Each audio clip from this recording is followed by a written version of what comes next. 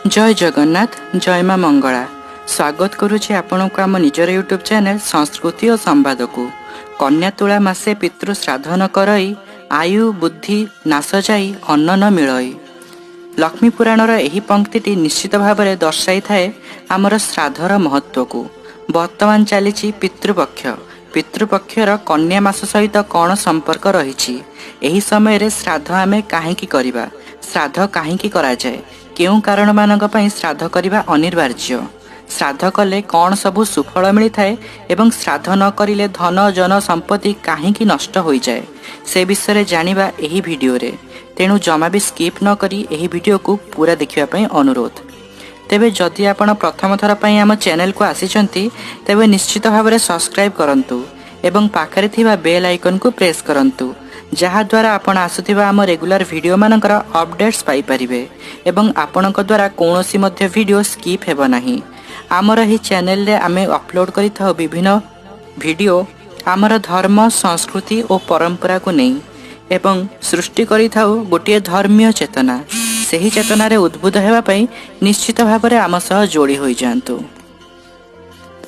दर्शक बंधु जो मैंने आमर पुराना यूजर से तो निश्चय भाव में जानी कारण मु अनेक थर कही जे पृथ्वीर ऊपर को 7टी लोक और पृथ्वीर तल को 7टी लोक रही से लोक मानकर विभिन्न प्रकार जीव माने बास करिथांती। आमर पितृपुरुष माने बास करिथांती पृथ्वीर जस्ट ऊपर को भुवह लोकरे। पृथ्वी उपरे 7टी लोक अच्छी भुवह लोक, स्वह लोक, महह लोक, जनह लोक, तपह लोक और सत्य लोक। आमर पितृपुरुष माने बा आमर पितर माने बास करिथांती पृथ्वीर जस्ट उपरे अर्थात भुवह लोकरे। पितृलोकरे दुई प्रकारर पितर बास करिथांती यथा नित्य पितर और साधारण पितर। प्रथमे जानिबा नित्य पितर कौन। नित्य पितर हेले अग्निश्वात, बहिर्षद, सोमप, आज्यप, साग्निक और निरग्निक। एमाने सदा सर्वदा प्रत्येक प्राणींकर वंशवृद्धि इच्छा महासमाधि मज्जी रही थांती। दक्ष कन्या स्वधा एही पितर मानंकु ही विवाह करिथिले। गृहस्थ माने केवल तिलोदक द्वारा अर्थात तिल और जल को हाथ रे नहीं स्वधा उच्चारण करी एही पितर मानंकु तृप्त करिथांती। एबे आसंतु जानिबा आमर निजस्व पितृलोक बा निजर साधारण पितर विषय रे। जो माने इहो लोकरु मृत्यु परे पितृलोक को गमन करिथांती सेमानंकु साधारण पितर बोली कहा जाए। सही साधारण पितर हेले आम मानंकर पितृपुरुष। पितृ ऋणरु मुक्त पाइबा पई प्रत्येक गृहस्थ निजर पितृपुरुषंकु तिलोदक और पिंड प्रदान करिवार परंपरा आज पर्यंत चली आसीछि। एठारे मु गोटे रोचक कथा कहिबी जे सृष्टिर आरंभ रे पितृश्राद्धर व्यवस्था नथिला कारण सेतेबेले समस्ते अमर थिले किंतु कालक्रमे अत्रि ऋषिंकर प्रपौत्र कर अकाल वियोग हेतु अत्रि ऋषिंक अनुमोदन क्रमे पितृश्राद्धर परंपरा आरंभ होइथिला। प्रत्येक मनुष्य जन्म हेबा मात्रे 3टी ऋण को सुझिबा पई बाध्य होइथाय। सेगुड़िक हेला देव ऋण, ऋषि ऋण और पितृ ऋण। देव ऋण अध्ययन द्वारा, ऋषि ऋण यागयज्ञ द्वारा एवं पितृ ऋण निजे पिता हेबा द्वारा ही सुझा जाइथाय। एहार अन्य कौनसी उपाय सुझिबार नथाय। अपुत्रिक पिता माने मुख्य पाआंती नाही बोली शास्त्र रे मत रहिछि कारण पुत्रर पिंडदान द्वारा मिली पारुथुवा पिंड तांका पाखरे पहुंची पारे नाही। स्वर्गत पितामाता एवं पूर्वज मानंकु मुक्ति मिलिबा पई एही वंशानुक्रमिक प्रथा सबुदिन चली आसीछि। एही पिंडदान व्यवस्था को ही श्राद्ध कहा जाए। अन्य मते पूर्व पुरुषों प्रति श्रद्धा और सम्मान को ही श्राद्ध कहा जाए। श्राद्ध दिवस रे शुद्ध पुत अंतर रे भक्ति सहकारे स्नान पूर्वक देवगण, ऋषिगण, पितृ तथा मातृगण को तिल तंडुल मिश्रित जल दान करा जाए। एहाकु तर्पण बा तर्पण श्राद्ध बोली कहा जाए। तिल अर्थ राशि, तंडुलर अर्थ अन्न बा चाउल एवं ता सहित तुलसी जल को त्रितोलय बा त्रिलोतय बा तिलोदक मध्य कहा जाए। एथिरे निजर 3 पुरुष को तथा अजा और आईଙ୍କ समेत तांक घरर मध्य 3 पुरुषों को श्राद्ध दिया जाए। पितृपुरुष श्राद्ध रे पिता, पितामह, प्रपितामह मिसी 3 पुरुष को सोदक एवं तांकर 3 पुरुष को गोत्रज बोली कहा जाए। एहीपरि सेमाने 6 पुरुष। एथिसह कर्ताकु जोड़िले 7 पुरुषर श्राद्ध पड़े। पिंडदान करुवा व्यक्ति पिंड को आघ्राण करने को बाध्य, कारण भक्त ठाकुरंकु समर्पित नैवेद्य निश्चित पाइबे, नचेत यह अपराध बोली धराजिब। भाद्रव पूर्णिमा बा भोदुओ पुनेईरु आरंभ होइथाए आश्विन मास। आश्विन मासर कृष्ण पक्ष। आश्विन मासर प्रतिपदा ठारू अमावास्या पर्यंत 16 दिन को पितृपक्ष बोली कहुए। मासर प्रथम प्रतिपद तिथिरु श्राद्धदान कार्य आरंभ हुए। तेबे भाद्रव पूर्णिमा भी श्राद्ध कार्य करा जाए। परिवारर सही सदस्य जीए पूर्णिमा परलोक को गमन करिथांती तांको लागि एही दिन श्राद्ध कार्य करा जाए। जदि कौनसी कारणरू पूर्णिमा श्राद्ध कार्य न होई पारिला तेबे पितृमुख्य अमावास्या दिन भी श्राद्ध कार्य करा जाई पारे। एहाकु पितृपक्ष एवं श्राद्ध पक्ष मध्य कहा जाए। धार्मिक मान्यता अनुजाई पितृपक्षर 16 दिन मध्य सभिए निजर पितृपुरुषों को स्मरण करिबा तथा तांकर पूजार्चना करिबा निश्चित भावरे उचित। एही समय पूर्वपुरुषों को पिंडदान तर्पण श्राद्ध सह विशेष पूजा कर्म आदि करा जाए। एही समय पवित्र नदी मानकरे स्नान करिवार महत्व बहुत अधिक बढ़ी जाई थाए। एही अवसर रे सारा देश रे हिंदू धर्मावलंबी निजर पितृपुरुषों को श्राद्ध देइथांती।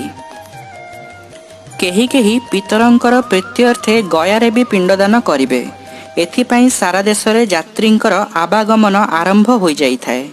बाहरे रहुथिबा लोके पितृपक्ष श्राद्ध करिवा पई घर को फेरंती, कारण मूल बासस्थान रे ही श्राद्ध कार्य करागले अधिक सुफल मिलिथाए बोली शास्त्र मानकरे उल्लेख रहिछि। तेबे पितृपुरुषंकर श्राद्ध आजिकालीर नुहे केउ आवाहमान जुगर बोली आमे जानिबाकु पाउछु। व्यक्तिंक परिवारर सेही सबु सदस्य माने जेउ मानकर परलोक होई साई थाए तांकु पितर बोली कुहा जाइछि। एथिरे वृद्ध वृद्धा महिला पुरुष और दिवंगत शिशु को मध्य श्राद्ध दिया जाए। हिंदू धार्मिक मान्यता अनुसार जेउ संतान माने सेमानंकर पितरंक उद्देश्य रे श्राद्ध तर्पण दान आदि करंती सेमाने पितृपुरुषंकर आशीर्वाद फल जश और कीर्ति को लाभ करिथांती। जेतिक दिन पर्यंत पृथ्वी पृष्ठ रे बास करंती सुखर जीवन यापन करिथांती। दर्शक बंधु, श्राद्ध कर्म रे अंतरर श्रद्धा हेउची मुख्य। अंतरर श्रद्धा न थाई कौनसी कार्य फलदायक हुए नहीं। जड़े गृहस्थ पक्षरे वर्षक मध्य 4 गोटी श्राद्ध स्वतंत्र भाव में करिवार व्यवस्था रही, यथा पितृश्राद्ध, मातृश्राद्ध, महालया श्राद्ध और दीपदान बा पया श्राद्ध। प्रतिवर्ष आश्विन मास कृष्ण पक्ष प्रतिपदा तिथि ठारू अपर पक्ष आरंभ होई सेही मासर अमावास्या तिथि रे महालया श्राद्ध परे पितृपक्षर परिसमाप्ति हुए। एही पितृपक्षरे प्रत्येक दिन पार्वण श्राद्ध महालया यथाविधि रे करणीय। एही पक्षरे पितृपुरुष माने निज निजर आत्मीय स्वजनंक ठारू तिलोदक और अन्न पाइबा को आग्रही होई मर्त्यमंडल को अवधारण करिथांती।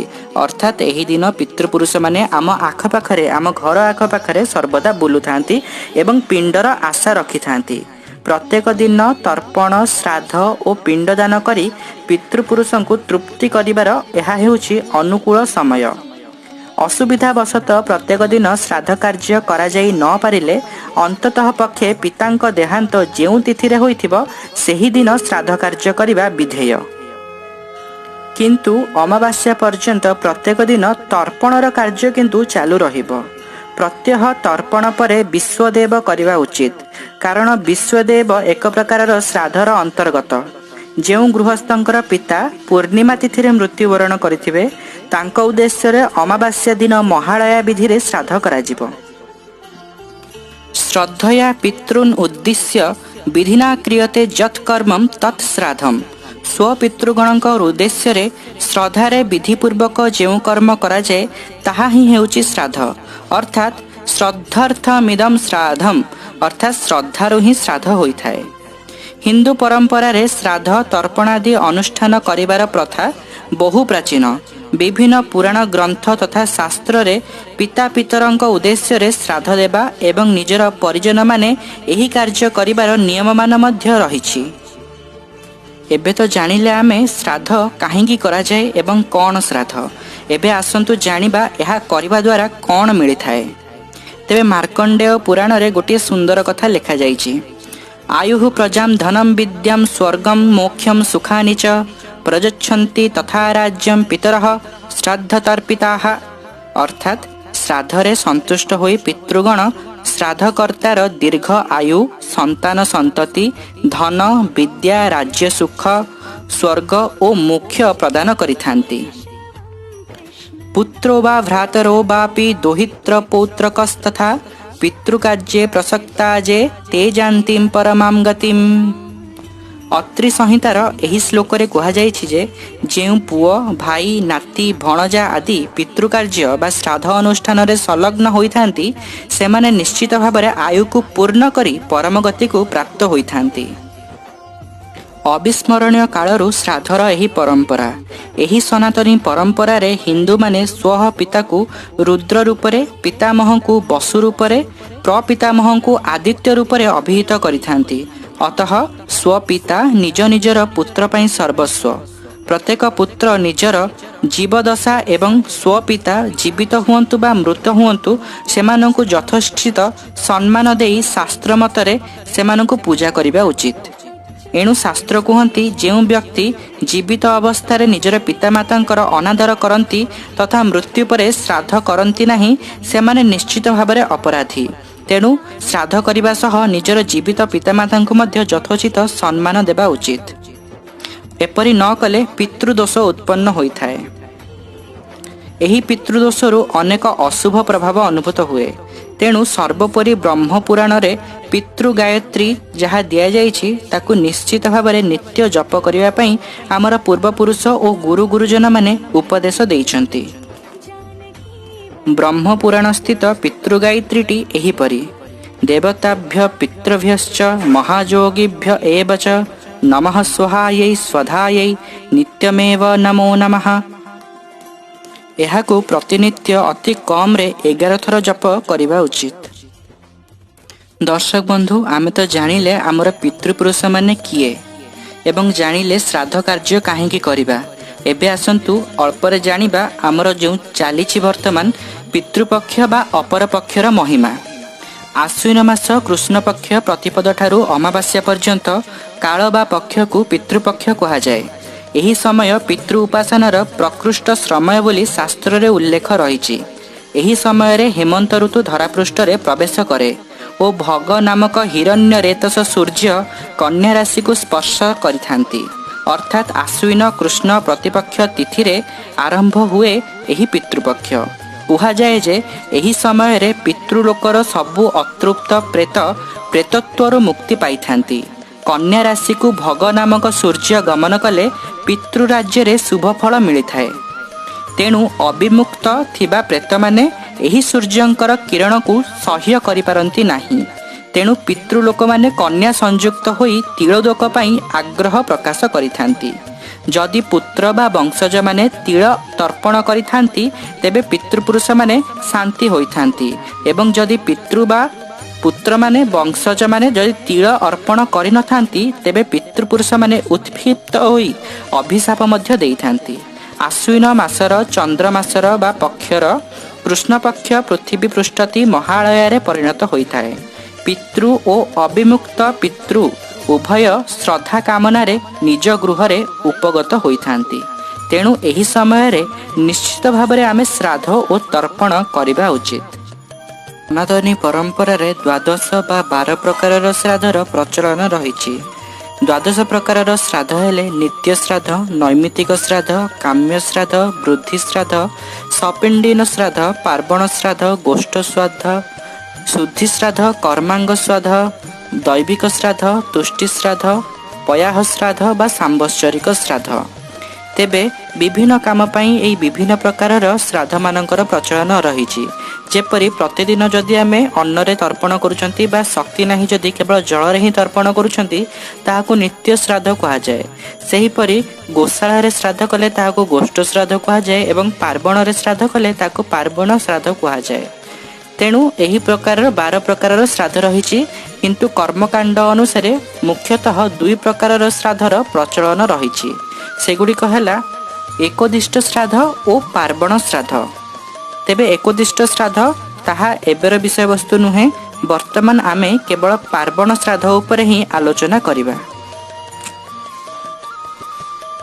ପାର୍ବଣ ଶ୍ରାଦ୍ଧ। ପାର୍ବଣ ଶ୍ରାଦ୍ଧରେ 3 ଗୋଟି ପିଣ୍ଡ ଓ ମହାଳୟା ଶ୍ରାଦ୍ଧରେ 6 ଗୋଟି ପିଣ୍ଡ ପ୍ରଦାନ କରାଯାଏ। ପ୍ରତି ପିଣ୍ଡ ସହ ଗୋଟିଏ ଲେପ ଭାଗ ବା ଛୋଟ ପିଣ୍ଡ ଦିଆଯାଏ। ଏହି ଲେପ ଭାଗ 3 ପୁରୁଷଙ୍କର ପୂର୍ବଜ ଯଥା ବୃଦ୍ଧ ପ୍ରପିତାମହ, ଅତିବୃଦ୍ଧ ପ୍ରପିତାମହ ଓ ଅତୀତ ବୃଦ୍ଧ ପ୍ରପିତାମହଙ୍କ ଉଦ୍ଦେଶ୍ୟରେ ଏହା ଅର୍ପଣ କରାଯାଏ। ଏଥିରେ ପିଣ୍ଡ ଗ୍ରହୀତା ଓ ଲେପ ଭାଗ ଗ୍ରହୀତା ମିଶି 6 ପୁରୁଷଙ୍କୁ ପିଣ୍ଡ ଦିଆଯାଏ।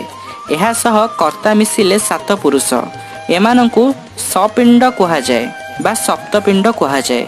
ଏଠୁ ଅଧିକ 3 ପୁରୁଷଙ୍କୁ ଶୋଦକ ଓ ତହିଁରୁ ଅଧିକ 3 ପୁରୁଷକୁ ଗୋତ୍ରଜ କୁହାଯାଏ। ପୁନଶ୍ଚ ପାର୍ବଣ ଶ୍ରାଦ୍ଧ ହେଉଛି 2 ପ୍ରକାରର, ଯଥା ପୟା ଶ୍ରାଦ୍ଧ ଓ ମହାଳୟା ଶ୍ରାଦ୍ଧ। ପୟା ଶ୍ରାଦ୍ଧ ଦୀପଦାନ ଶ୍ରାଦ୍ଧ ବା ପୟା ଶ୍ରାଦ୍ଧ କାର୍ତ୍ତିକ ମାସ ଅମାବାସ୍ୟା ଦିନ କରାଯାଏ। ଏହି ଶ୍ରାଦ୍ଧରେ ଅନ୍ନ ବ୍ୟଞ୍ଜନ ଦ୍ୱାରା ପିଣ୍ଡ ଦେବାର ବ୍ୟବସ୍ଥା ନାହିଁ। ଶ୍ରାଦ୍ଧକର୍ତ୍ତା କ୍ରତୁ ଆଦି 10, ବିଶ୍ୱଦେବା ସନକ ଆଦି 7 ମନୁଷ୍ୟ, ପିତା ଓ ମାତାଙ୍କର 3 ପୁରୁଷ, ଅଜା ଓ ଆଈଙ୍କର 3 ପୁରୁଷମାନଙ୍କୁ ଆବାହନ କରି ସେମାନଙ୍କୁ ସୁଆଁ ଫୁଲ, ଚନ୍ଦନ, ପୁଷ୍ପ, ଧୂପ, ଦୀପ ଆଦି ପ୍ରଦାନ କରିବାକୁ ଓ ଆଖୁ, କଦଳୀ ଇତ୍ୟାଦିର ନଡ଼ିଆ ଭୋଗ ଦେଇ ପୂଜା କରିବାକୁ ଶ୍ରାଦ୍ଧ କୁହାଯାଏ। ତାପରେ ଦୀପ ଦାନ କରି ଶେଷରେ କାଉଁରିଆ ନିଆହୁଳାକୁ ଧରି ବିସର୍ଜନ ମନ୍ତ୍ର ପାଠ କରି ଶ୍ରାଦ୍ଧ ସମାପନ କରାଯାଏ। ଏହା କରାଯାଇଥାଏ କାର୍ତ୍ତିକ ମାସର ଅମାବାସ୍ୟା ଦିନ। ତେବେ ମୁଖ୍ୟ ଭାବରେ ପାର୍ବଣର ଯେଉଁ ଶ୍ରାଦ୍ଧ କଥା ବର୍ତ୍ତମାନ ଆମେ ଆଲୋଚନା କରୁଛେ ତାହା ହେଉଛି ମହାଳୟା ଶ୍ରାଦ୍ଧ। ଆସନ୍ତୁ ଜାଣିବା ମହାଳୟା ଶ୍ରାଦ୍ଧ ବିଷୟରେ। ମହାଳୟା ଶ୍ରାଦ୍ଧ ହିନ୍ଦୁ ପରମ୍ପରାରେ ପିତୃପୁରୁଷଙ୍କର ସନ୍ତୁଷ୍ଟି ପାଇଁ ଏକାଧିକ ଶ୍ରାଦ୍ଧ କର୍ମ କରାଯାଏ। ସେସବୁ ମଧ୍ୟରେ ମହାଳୟା ଶ୍ରାଦ୍ଧ ଶ୍ରେଷ୍ଠ। ପିତୃଗଣଙ୍କର ଉଦ୍ଦେଶ୍ୟରେ ଦାନ ଓ ଉତ୍ସର୍ଗ ଆଦି ପାଳନ କରାଯାଉଥିବାରୁ ଏହାକୁ ପିତୃପର୍ବ ବୋଲି ମଧ୍ୟ କୁହାଯାଏ। ଭାଦ୍ରବ ମାସ କୃଷ୍ଣପକ୍ଷ ପ୍ରତିପଦା ଠାରୁ ଆରମ୍ଭ କରି ଅମାବାସ୍ୟା ପର୍ଯ୍ୟନ୍ତ 15 ଦିନକୁ ପିତୃପକ୍ଷ କୁହାଯାଏ। ଆଶ୍ୱିନ ମାସ କୃଷ୍ଣପକ୍ଷ ପ୍ରତିପଦା ଠାରୁ ଆରମ୍ଭ କରି ଅମାବାସ୍ୟା ପର୍ଯ୍ୟନ୍ତ ଦିବସମାନଙ୍କୁ ପିତୃପକ୍ଷ କୁହାଯାଏ। ଚତୁର୍ଦ୍ଦଶୀ ଯାଏଁ ତର୍ପଣ କଲା ପରେ ଅମାବାସ୍ୟା ଦିନ ପିଣ୍ଡଦାନ କରାଯାଏ। ସୂର୍ଯ୍ୟ କନ୍ୟା ରାଶିରେ ଥିବାବେଳେ ଯେଉଁ ଅମାବାସ୍ୟା ପଡ଼େ ତାହା ମହାଳୟା ଅମାବାସ୍ୟା। ମହାଳୟା ଅମାବାସ୍ୟାରେ ଅନୁଷ୍ଠିତ ଶ୍ରାଦ୍ଧକୁ ମହାଳୟା ଶ୍ରାଦ୍ଧ, ସାମ୍ବତ୍ସରିକ ଶ୍ରାଦ୍ଧ, ପାର୍ବଣ ଶ୍ରାଦ୍ଧ ବା ମଉଳା ଶ୍ରାଦ୍ଧ କୁହାଯାଏ। ମହାଳୟାର ଶ୍ରାଦ୍ଧର ତର୍ପଣରେ ବ୍ରହ୍ମା, ବିଷ୍ଣୁ, ରୁଦ୍ର, ପ୍ରଜାପତି, ଆଚାର୍ଯ୍ୟ, ବେଦ, ଛନ୍ଦ, ଗନ୍ଧର୍ବଗଣ, ଦେବଗଣ, ପୁରୁଣାଚାର୍ଯ୍ୟ, ସମ୍ବତ୍ସର, ସାବୟବ, ନାଗଗଣ, ଯକ୍ଷ, ଭକ୍ଷ, ପିଶାଚ, ବନସ୍ପତି, ଔଷଧ, ଭୂତଗ୍ରାମ, ଚତୁଷ୍ଟୟ ଏବଂ ପୃଥିବୀ ଇତ୍ୟାଦି 20 ଦେବଗଣଙ୍କୁ ଥର ଥର କରି ଗୋଟିଏ ଥର ତର୍ପଣ, ସନତ, ସନନ୍ଦ, ସନତନ, କପିଳ, ଆସୁରୀ, ରୋବୁ ଏବଂ ପଞ୍ଚଶିଖ ଇତ୍ୟାଦି 7 ଋଷିଙ୍କୁ 2 ଥର ଏବଂ ପିତୃପୁରୁଷଗଣଙ୍କୁ 3 ଥର ତର୍ପଣରେ ଆପ୍ୟାୟିତ କରାଯାଏ। ପିତୃତର୍ପଣରେ ପିତାଙ୍କୁ ରୁଦ୍ର ରୂପେ, ପିତାମହଙ୍କୁ ବସୁ ରୂପେ ଓ ପ୍ରପିତାମହଙ୍କୁ ଆଦିତ୍ୟ ରୂପେ କଳ୍ପିତ କରାଯାଏ। ପିଣ୍ଡଦାତାଙ୍କ ଆଳୟରେ ସର୍ବଦେବ, ଋଷି ଏବଂ ପିତୃପୁରୁଷଙ୍କର ଉପସ୍ଥିତି ହେତୁ ଏହାଙ୍କୁ ମହାଳୟା ଶ୍ରାଦ୍ଧ କୁହାଯାଏ। ଭାଦ୍ରବ ମାସ କୃଷ୍ଣପକ୍ଷ ପ୍ରତିପଦା ଠାରୁ ଅମାବାସ୍ୟା ଏହି 15 ଦିନ ମଧ୍ୟରେ ଯଦି କୌଣସି ଦିନ ଶ୍ରାଦ୍ଧ କରାଯାଇପାରେ ତେବେ ତାହାକୁ ପିତୃପକ୍ଷର ଶ୍ରାଦ୍ଧ ବୋଲି କୁହାଯାଏ। ତୃପ୍ତିରୁ ତର୍ପଣ ଯାହା ବିଶେଷ ଭାବରେ ପିତୃପକ୍ଷରେ କରାଯାଇଥାଏ। ଏହି ତର୍ପଣର ବିଶେଷତା ହେଉଛି ଏକାଧାରରେ ସ୍ୱ 14 ପୁରୁଷ ସହ ଦେବତା, ଋଷି, ରାକ୍ଷସ, ଭୂତଗ୍ରାମ, ନଦୀ, ସମୁଦ୍ର ଆଦି ଅନେକଙ୍କୁ ତୃପ୍ତି କରାଯାଏ। ରବି କନ୍ୟା ରାଶି ସ୍ଥିତ ଅମାବାସ୍ୟା ମହାଳୟା ଅମାବାସ୍ୟା ଏହି ଦିନ ତର୍ପଣ ପୂର୍ବ ଉଦ୍ଯାପିତ ହୋଇ ବୈଶ୍ୟଦେବଙ୍କ ସହ ମଉଳା ଶ୍ରାଦ୍ଧ ସମ୍ପନ୍ନ କରାଯାଏ। ସମସ୍ତ ପ୍ରକାର ତର୍ପଣରେ ବ୍ୟବହାର ହେଉଥିବା କୁଶର ମହତ୍ଵ ଅଧିକ ରହିଛି। ସୂର୍ଯ୍ୟ କନ୍ୟା ରାଶିକୁ ସ୍ପର୍ଶ କରିବା ପରେ କୃଷ୍ଣପକ୍ଷର ପ୍ରତିପଦ ଠାରୁ ଦୀର୍ଘ 15 ଦିନ ପର୍ଯ୍ୟନ୍ତ କରାଯାଇଥିବା ଶ୍ରାଦ୍ଧର ଫଳଲାଭ ବିଷୟରେ କିଛି ଉପସ୍ଥାପନ କରାଯାଇଛି। ପ୍ରତିପଦା ଦିନ ଶ୍ରାଦ୍ଧ କାର୍ଯ୍ୟ କରାଗଲେ ଧନ ପ୍ରାପ୍ତି, ଦ୍ୱିତୀୟାରେ ସନ୍ତାନଦାୟକ, ତୃତୀୟା ପୁତ୍ର ପ୍ରାପ୍ତି, ଚତୁର୍ଥୀରେ ଶତ୍ରୁନାଶ, ପଞ୍ଚମୀରେ ଲକ୍ଷ୍ମୀ ପ୍ରାପ୍ତି, ଷଷ୍ଠୀରେ ସର୍ବତ୍ର ପୂଜନୀୟ, ସପ୍ତମୀରେ ଗଣମାନଙ୍କର ଅଧିପତି, ଅଷ୍ଟମୀରେ ଉତ୍ତମ ବୁଦ୍ଧି, ନବମୀରେ ସ୍ତ୍ରୀ ପ୍ରାପ୍ତି, ଦଶମୀରେ ମନୋରଥପୂର୍ଣ୍ଣ, ଏକାଦଶୀରେ ଚତୁର୍ବେଦ ପ୍ରାପ୍ତ ଓ ଦ୍ୱାଦଶୀରେ ବିଜୟ ଲାଭ ହୋଇଥାଏ। ତ୍ରୟୋଦଶୀ ଦିନ ଶ୍ରାଦ୍ଧ କାର୍ଯ୍ୟ କରାଗଲେ ସନ୍ତାନ ବୃଦ୍ଧି, ପଶୁ, ମେଧା, ସ୍ୱତନ୍ତ୍ରତା, ଉତ୍ତମ ପୁଷ୍ଟି, ଦୀର୍ଘାୟୁ ତଥା ଐଶ୍ୱର୍ଯ୍ୟର ଭାଗୀ ହୋଇଥାଏ। ଯାହାଙ୍କର ପିତା ଯୁବାବସ୍ଥାରେ ମୃତ୍ୟୁକୁ ପ୍ରାପ୍ତି ହୋଇଥିବେ ଅଥବା ଅସ୍ତ୍ରଶସ୍ତ୍ର ଦ୍ୱାରା ନିହତ ହୋଇଥିବେ, ସେମାନେ ଏହି ପିତୃପୁରୁଷଙ୍କ ତୃପ୍ତି ନିମିତ୍ତ ଚତୁର୍ଦ୍ଦଶୀ ତିଥିରେ ଶ୍ରାଦ୍ଧ କରିବା ଉଚିତ। ତାପରେ ଅମାବାସ୍ୟା। ଯିଏ ଯତ୍ନପୂର୍ବକ ପବିତ୍ର ହୋଇ ଅମାବାସ୍ୟା ଦିନ ଶ୍ରାଦ୍ଧ କରିଥାଏ, ସେ ଅକ୍ଷୟ ସ୍ୱର୍ଗ ତଥା ସମସ୍ତ କାମନାମାନଙ୍କୁ ପ୍ରାପ୍ତ କରି ନେଇଥାଏ। ସେହିପରି 27 ନକ୍ଷତ୍ରମାନଙ୍କରେ ମଧ୍ୟ ଶ୍ରାଦ୍ଧ କରିବାର ବିଭିନ୍ନ ଫଳମାନ ଆମ ଶାସ୍ତ୍ରମାନଙ୍କରେ ବର୍ଣ୍ଣନା କରାଯାଇଛି। ତେବେ ମୁଁ ଏସବୁ କହିବାର ବାହୁଲ୍ୟ ଏହିକି ଯେ ଆଜିକାଲିର ଦୁନିଆରେ ଆମେ କେବଳ ଦେବ ପୂଜାରେ ସୀମିତ ରହିଯାଉଛୁ ଏବଂ ଶ୍ରାଦ୍ଧ କାର୍ଯ୍ୟକୁ ଭୁଲି ଯାଉଛୁ। କିନ୍ତୁ ଶ୍ରାଦ୍ଧର ମଧ୍ୟ ଯଥେଷ୍ଟ ମହତ୍ଵ ରହିଛି ଏବଂ ଶ୍ରାଦ୍ଧ କାର୍ଯ୍ୟ ବିନା ଦେବ କାର୍ଯ୍ୟ ସମ୍ପୂର୍ଣ୍ଣ କେବେ ମଧ୍ୟ ହୋଇନଥାଏ। ତେଣୁ ତ ଜଗଜ୍ଜନନୀ ମହାଦୁର୍ଗାଙ୍କର ଆବିର୍ଭାବ ପୂର୍ବରୁ ଶ୍ରାଦ୍ଧ କର୍ମକୁ ନିଶ୍ଚିତ ଭାବରେ ସମ୍ପାଦନ କରାଯାଏ। ଜଣେ ବ୍ୟକ୍ତି ଚାହିଁଲେ କେବେ ମଧ୍ୟ ଏକାକୀ ନିଜେ ଘରେ ଶ୍ରାଦ୍ଧ କରିପାରିବ ନାହିଁ। ଏଥିପାଇଁ ନିଶ୍ଚିତ ଭାବରେ ପୁରୋହିତଙ୍କୁ ଡାକିବାକୁ ପଡ଼ିବ। ଯେଉଁ ବ୍ରାହ୍ମଣମାନେ ଶ୍ରାଦ୍ଧ କାର୍ଯ୍ୟ କରାଇଥାନ୍ତି, ସେହିପରି 2 ଜଣ ବ୍ରାହ୍ମଣ ବା ତତୋଧିକ ବ୍ରାହ୍ମଣଙ୍କୁ ଡକାଇ ଘରେ ଶ୍ରାଦ୍ଧ କାର୍ଯ୍ୟ କରିବା ଉଚିତ। ଯଦି ଘରେ ସୁବିଧା ନାହିଁ, ତେବେ ପୁଣ୍ୟ ନଦୀମାନଙ୍କ ତଟରେ ମଧ୍ୟ ଶ୍ରାଦ୍ଧ କାର୍ଯ୍ୟ କରାଯାଇପାରିବ। ଶ୍ରାଦ୍ଧ ନିମନ୍ତେ ଉତ୍ତମ ସ୍ଥାନ ଯାହା ଶାସ୍ତ୍ରରେ କୁହାଯାଇଛି, ଆସନ୍ତୁ ଜାଣିବା। ପୁଷ୍କର ଆଦି ତୀର୍ଥ, ପବିତ୍ର ମନ୍ଦିର, ପର୍ବତ ଶିଖର, ପାବନ ପ୍ରଦେଶ, ପୁଣ୍ୟ ସଳିତା ନଦୀ, ନଦ, ସରୋବର, ସଙ୍ଗମ, ମହାସମୁଦ୍ର, ସପ୍ତ ସମୁଦ୍ରର ତଟ, ଲିପାପୋଛା ହୋଇଥିବା ସ୍ୱଗୃହ, ଦିବ୍ୟ ବୃକ୍ଷର ମୂଳରେ, ଯଜ୍ଞ କୁଣ୍ଡରେ, ଏହି ସବୁ ସ୍ଥାନମାନଙ୍କରେ ଶ୍ରାଦ୍ଧ କାର୍ଯ୍ୟ କଲେ ଉତ୍ତମ ଫଳ ପ୍ରାପ୍ତି ହୋଇଥାଏ। ଯଦି ଏହା ମଧ୍ୟରେ ମଘା ନକ୍ଷତ୍ର ପଡ଼ିଲା, ତେବେ ମଘା ନକ୍ଷତ୍ରରେ ମଧୁ ମିଶ୍ରିତ କ୍ଷୀର ଅର୍ପଣ କରିବା ଦ୍ୱାରା ପିତୃପୁରୁଷଙ୍କର ଅହୋଭାଗ୍ୟ ଘଟିଥାଏ। ଏଥିରେ ପିତୃପୁରୁଷଙ୍କର ଆଶା ନିଜ କୁଳର ସନ୍ତାନମାନଙ୍କ ଉପରେ ରହିଥାଏ। ତେଣୁ ଏପରି କରିବା ଦ୍ୱାରା ନିଶ୍ଚିତ ଭାବରେ ପିତୃପୁରୁଷ ଅତି ପ୍ରସନ୍ନ ହୋଇଥାନ୍ତି।